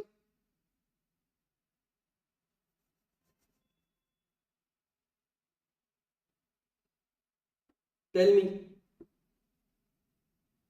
Did we do justice? The answer is no. Though we were termed as a mixed economy, but the policies were adopted, which were adopted were in the favor of the government. Indian government policies were more socialist. It gave very less power to the private sector, kept the entire decision making process in the hands of the government. We were just a namesake mixed economy. नाम के लिए. But we were a mixed economy with a socialist pattern. Indian government had to restructure the agricultural sector, for which they had to undo the damage done by the Britishers. So Britishers had a big impact on Indian agriculture. We had to redo that. So we brought about planning commission. India's literacy rate all-time low at 18%. India's life expectancy 32 years old. We granted monopoly to government sector. Now Nehru believed in industrialization. Gandhiji believed in small scale and cottage industry. A yes or no? So what did the Indian government do with respect to agriculture? First of all, they abolished the zamindari system. They introduced land ceiling. What is the maximum amount of land that a farmer can hold? They started encouraging investment in agricultural sector, giving loans at a subsidized rate. We had also brought about a green revolution, which is also called as wheat revolution. Now, because of all these reforms, Indian agriculture started to grow. A yes or no? But even in this, many states were reluctant to bring about agricultural reforms. So many states were opposing the agricultural reforms. That also caused a problem. Not only were we supposed to rejuvenate and recreate agricultural sector, but we were supposed to focus on the industrial sector.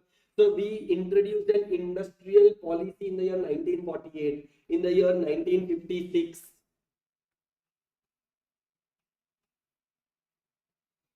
Now, what did the government do? The government introduced IPR, that is Industrial Policy Resolution, in the year 1956, in which they divided industries into three parts, Part A, Part B, and Part C. Schedule A, Schedule B, Schedule C.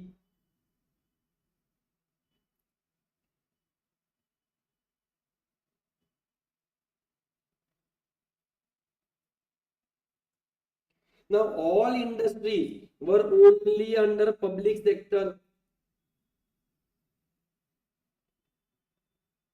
and all industries A and Schedule A and B were public sector.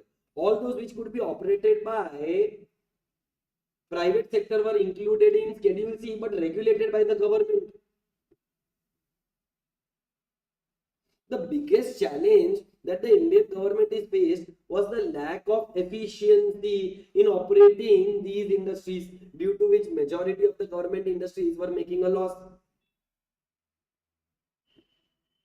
Revenue was less, expenditure was more. They were incurring heavy to heavy losses.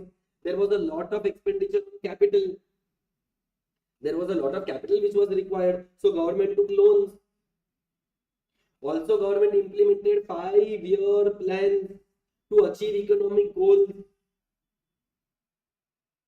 Now, what were the goals of 5-year plans? To have growth, to have equity. Yes or no? Modernization, self-reliance. These were the four main pillars. What were the four main pillars? So, growth, equity, self reliance. Beta, our situation was so bad that the world termed us that India's growth rate cannot go beyond 3.5%. There was a Hindu growth rate. They said that Hindus cannot grow beyond 4% because our average growth rate was 3.5%. Our balance of trade, our balance of payment position was really very bad. That is imports and exports. We were not doing really very good in terms of that.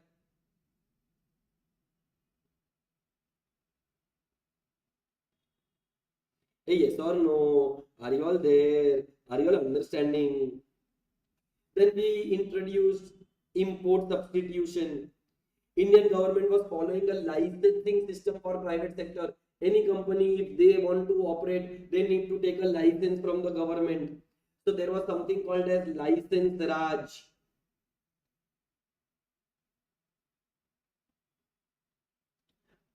Yes, there was a fiscal deficit, huge fiscal deficit, beta.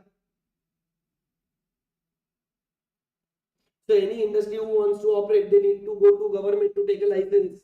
And you know what is the licensing procedure? It takes years and years. This created a lot of frustration among the private sector. Private sector does not want to perform. Private sector wants to perform well. But there was a lot of corruption, red tapeism. Indian government had laid heavy taxes on exports, imports. We did not maintain any good relation with foreign partners, because of which our balance of payment crisis emerged in the year 1958. In fact, these were the very reasons why Indian government started to have a downfall. Not just that, our demographic conditions were not in favor. Birth rate is very high. Yes or no?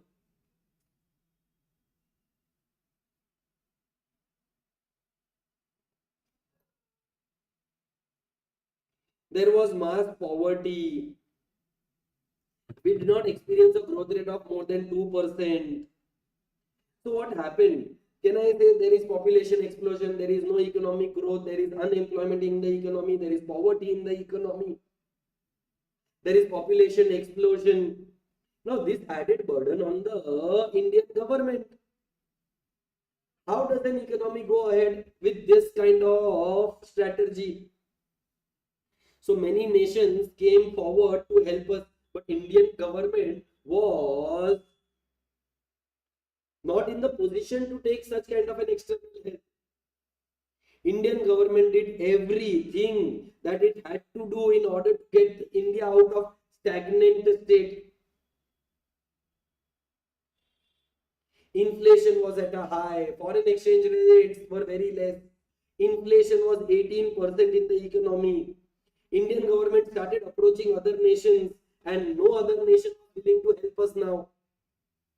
We had taken external debt to the extent that India was the second largest indebted nation in the world.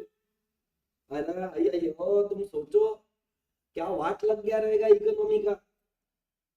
I mean to say, what a disastrous situation India was in. We needed financial help.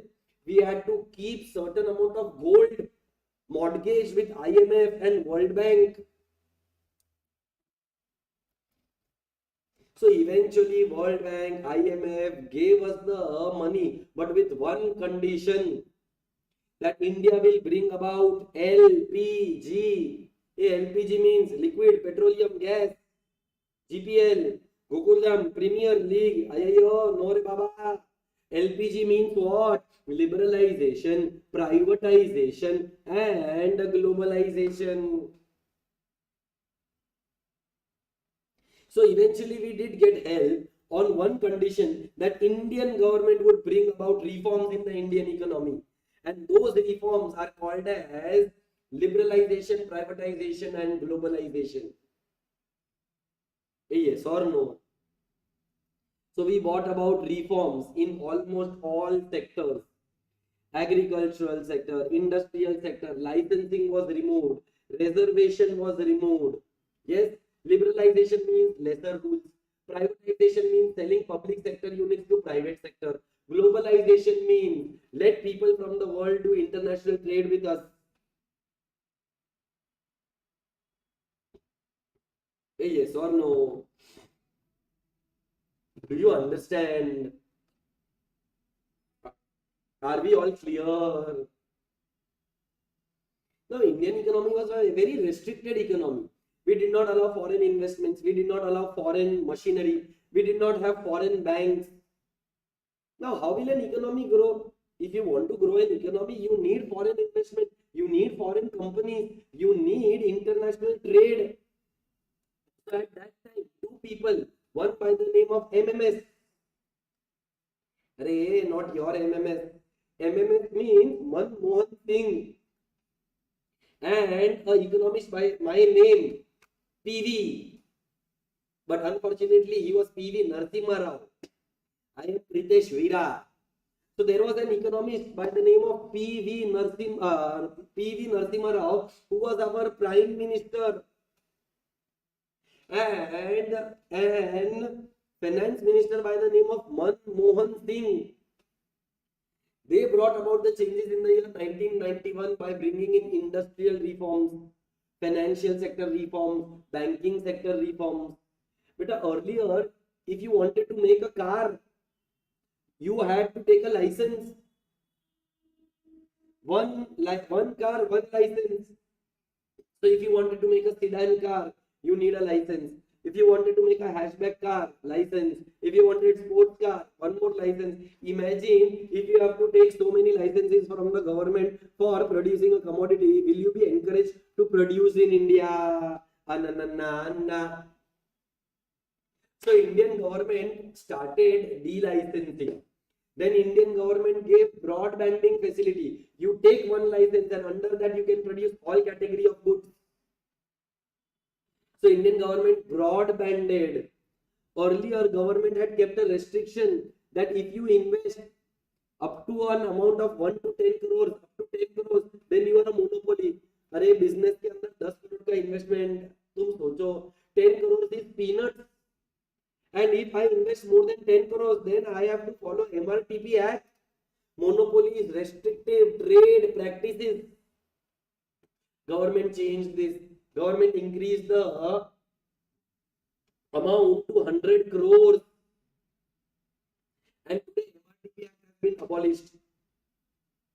We started after 1991, SEBI was introduced. Export incentives were given. So we brought about multiple reforms in the year 1991. Also, why we had a downfall in 1991? Because inflation was at 18%, foreign exchange reserves were less, second largest indebted nation in the world. Soviet Union was broken. It was India's largest standing partner.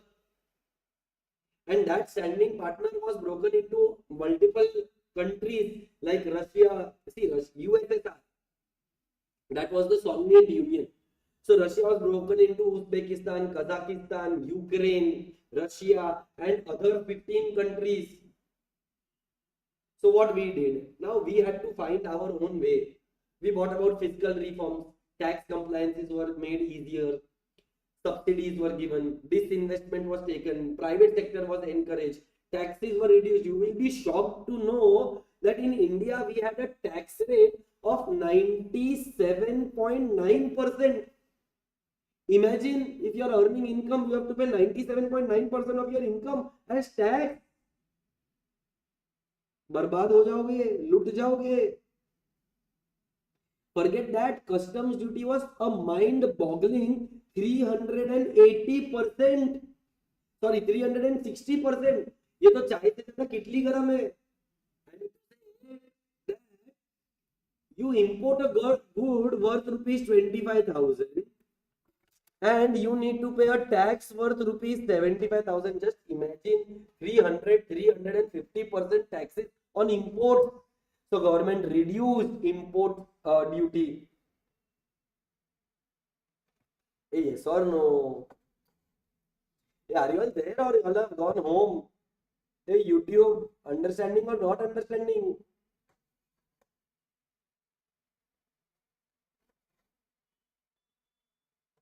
Are we clear? Then we what about monetary and financial sector reforms. Monetary means reforms by RBI. RBI reduced its CRR, SLR, bank rate, repo rate.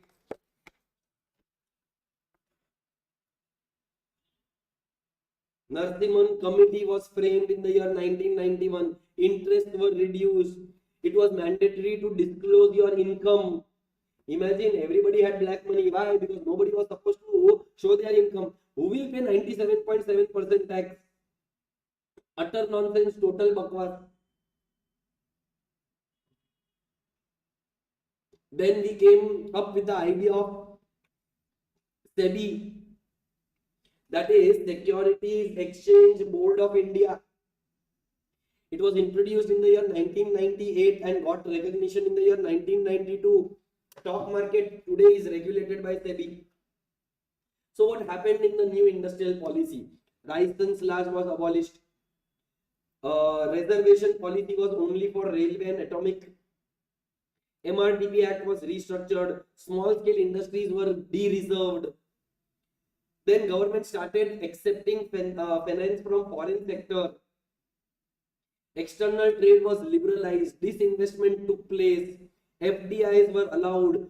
Solid cushion to foreign exchange, because we had only $1 billion in terms of foreign exchange. So government rebuilt itself, started increasing its foreign exchange reserves, increased the income of the people. Domestic markets were on a high level of aggregate demand. Poverty was reduced.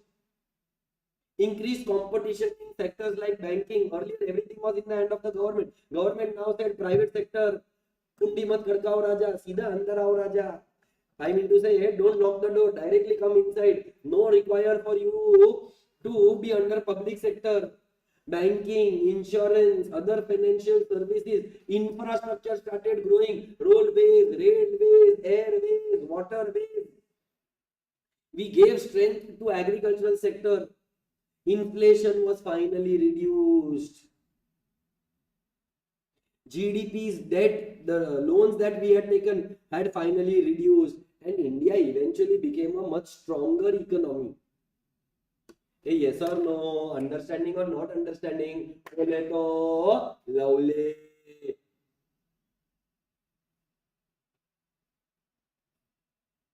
Now, after the year of 2014, we came up with Niti Aayog.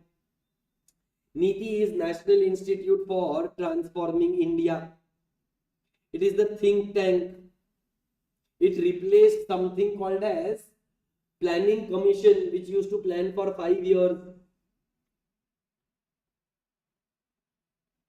Then beta, we basically have 3 sectors: primary sector, secondary sector, tertiary sector. All these are read once category, nothing very important.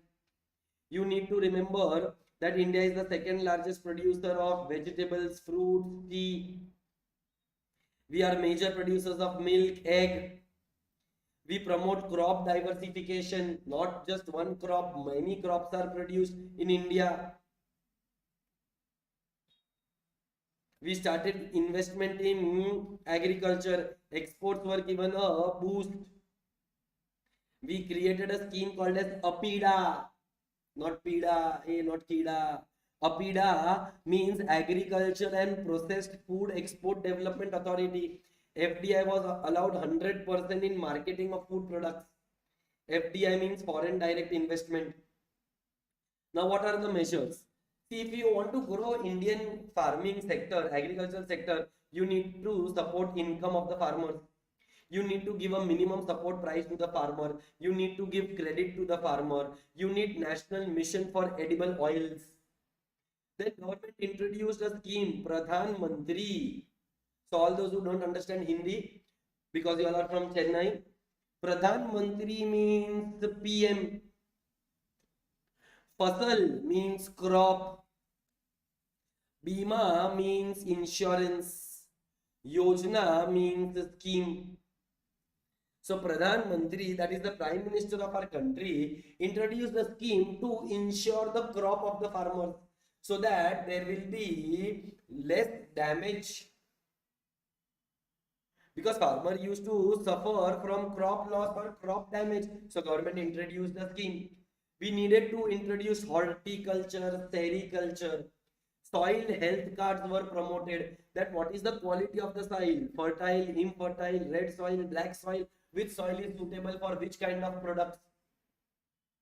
Then a scheme called as Paramprakrit Krishi Vikas Yojana. Krishi means farmer, Vikas means development, Yojana means scheme.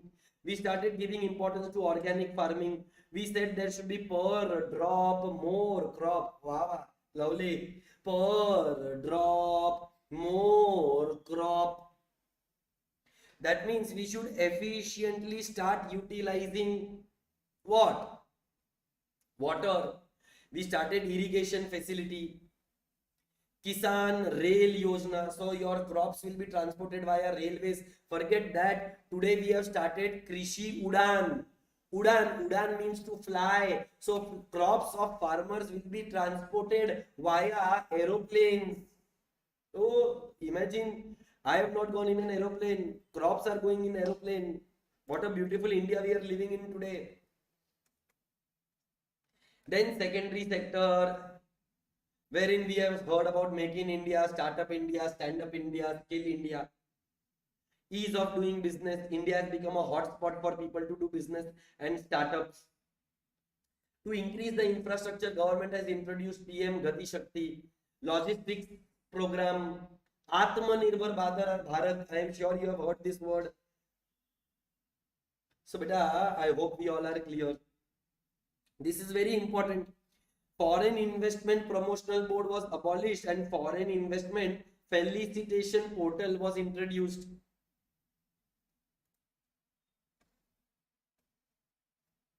Obviously, there are many challenges. And then there was service sector. India's service sector contributes the highest to our national income. So we all believe that India is an agricultural economy, but imagine being an agricultural economy, agriculture contributes only 15 to 80%, 18% to India's GDP. So which sector contributes the most to India's GDP? Service sector. Which sector employs the most people? It is the agricultural sector.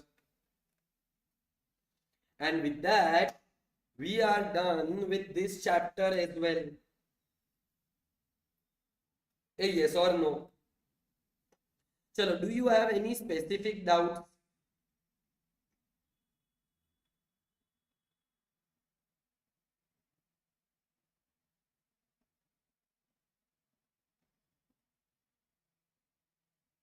Anybody with any specific doubt, please let me know in the chat box.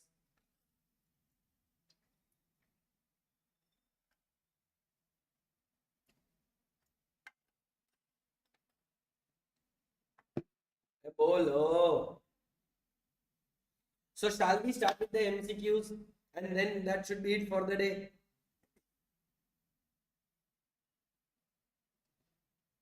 There are 18 MCQs. Question number 1. Okay, Preeti, that's wonderful. May God bless you. Bless you. No, not blast you, beta. You are a good girl. May God bless you.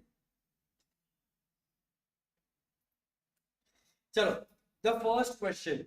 The Indian industry stagnated under the colonial rule. Colonial means the British rule.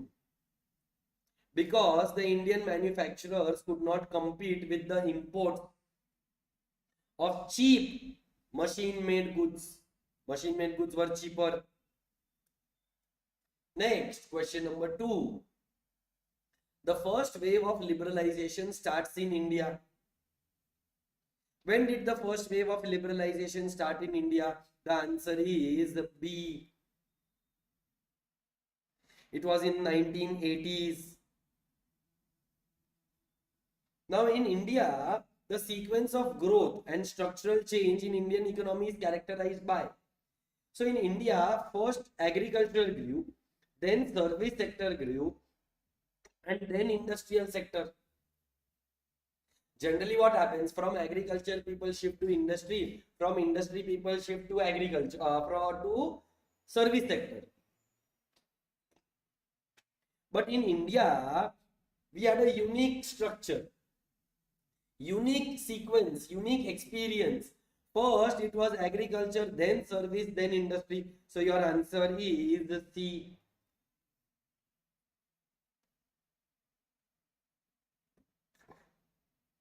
Question number 4. Merchandise export from India scheme.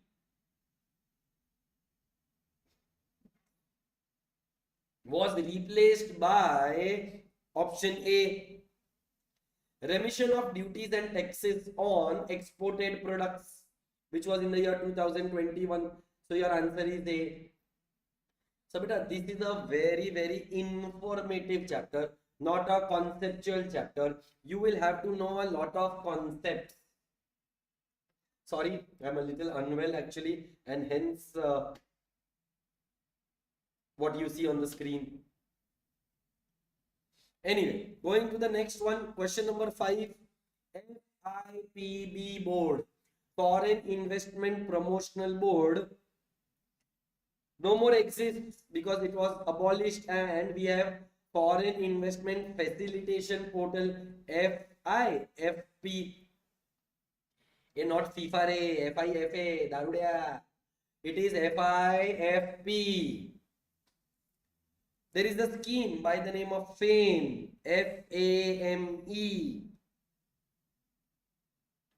It was to promote and manufacturing of electric and hybrid electronic vehicles. So your answer is B. Very good, Preeti. Good job. Keep it up. India's rank in terms of ease of doing business.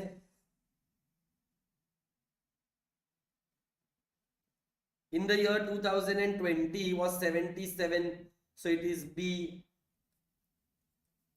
Then ENAM. E stands for electronic. ENAM. E stands for electronic. It's an electronic name card. No re. It's not a name card given to citizens. Utter nonsense, total bakwas. Oh, I think the options are not printed over here. There is an error.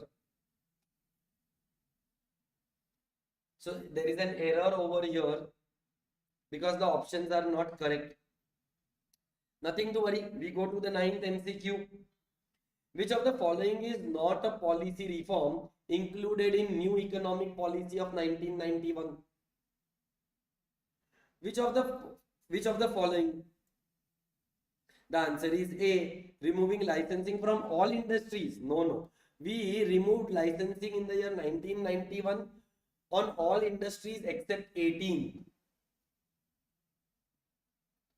Preeti, in this, the option is not correct.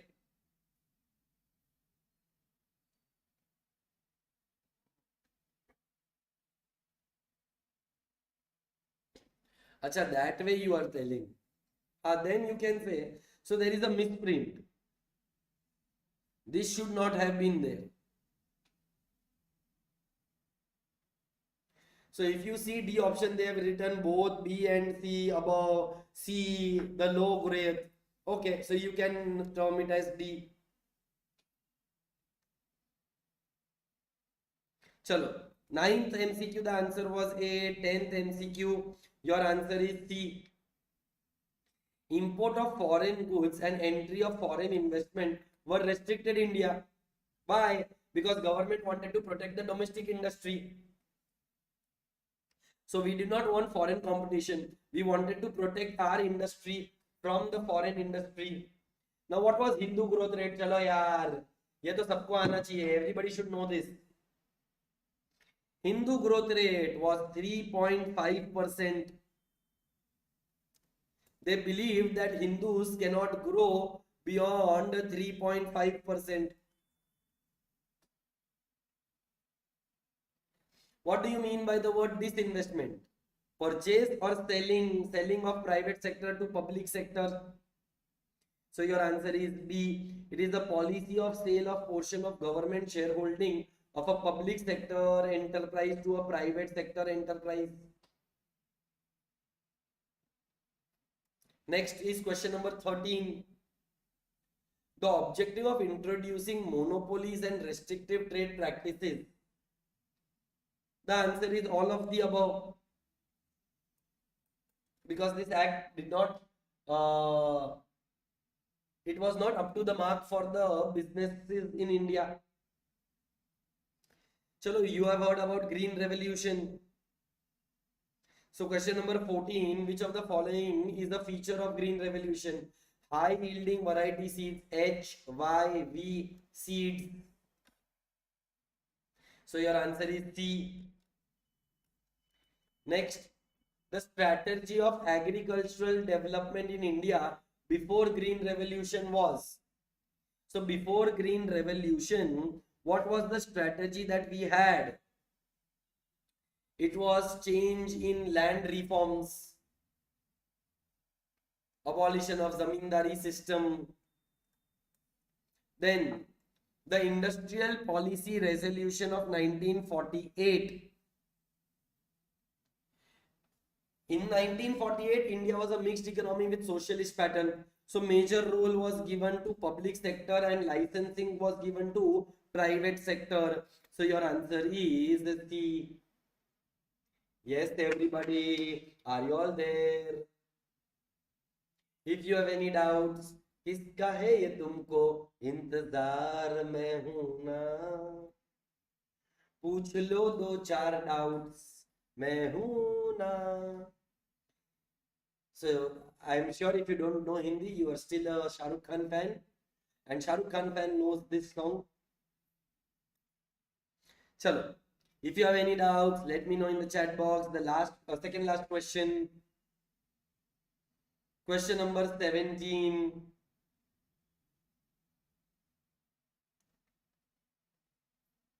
The new economic policy of 1991. It started to rethink the role of market versus state. Market means capitalist, state means government.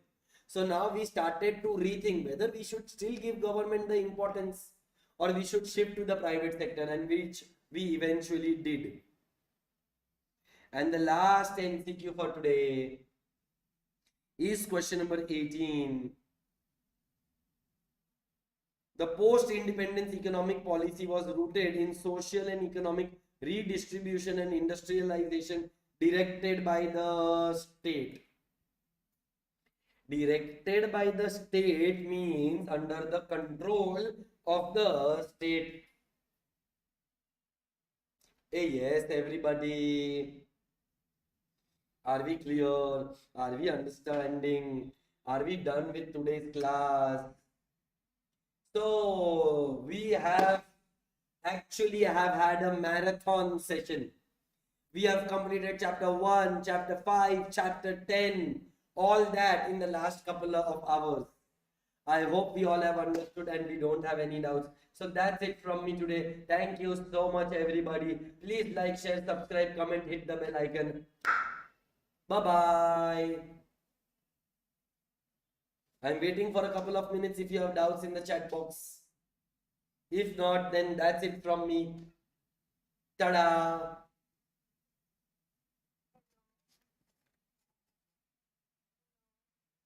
Rambanalla clear. Lovely. Thank you so much. Thank you everybody for your beautiful comments. Means a lot. Thank you for all the likes, all the love that you are showering on me. As I told, please like, share, subscribe, comment. If you have actually enjoyed today's class, I would love to read a comment in the YouTube video section. Do comment in the comment box. Tomorrow, the most important topic, national income. So tomorrow I'll meet you all at 7:30 with the concept of national income.